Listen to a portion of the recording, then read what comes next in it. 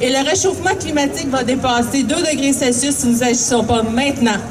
La situation ne fera alors qu'empirer. On anticipe déjà l'explosion des coûts de santé publique, la perte de production agricole, la perte de biodiversité et la dégradation des milieux, l'augmentation du coût de la nourriture, des assurances, le gouffre financier pour entretenir et reconstruire les infrastructures endommagées.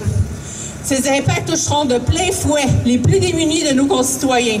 Votre inaction, M. Legault, met en danger ceux qui ont le plus besoin de la solidarité de l'État.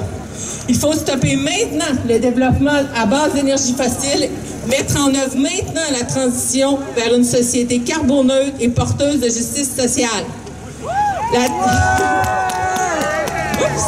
Une transition juste pour les premiers à subir les conséquences des changements climatiques, mais aussi pour ceux qui travaillent dans les secteurs hautement producteurs de carbone et qui devront être supportés et accompagnés dans ce processus de transition.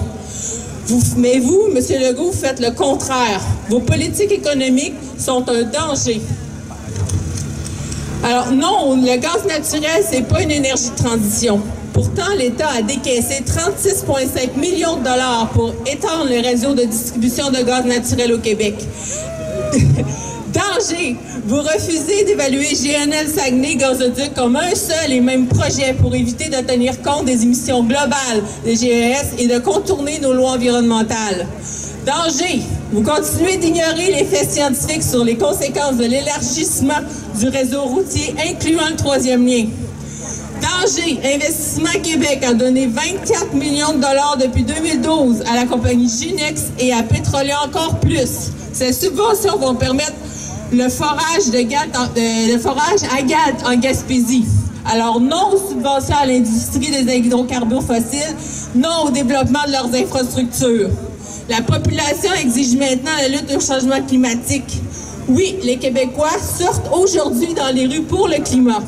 Près de 39 000 lettres ont été acheminées aux élus pour appuyer le projet de loi climat présenté par le pacte que vous refusez, mais qui donnerait des leviers pour atteindre nos objectifs de réduction de GES.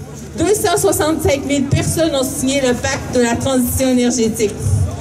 284 municipalités du Québec, dont 70 % de la population québécoise, ont endossé la déclaration d'urgence climatique.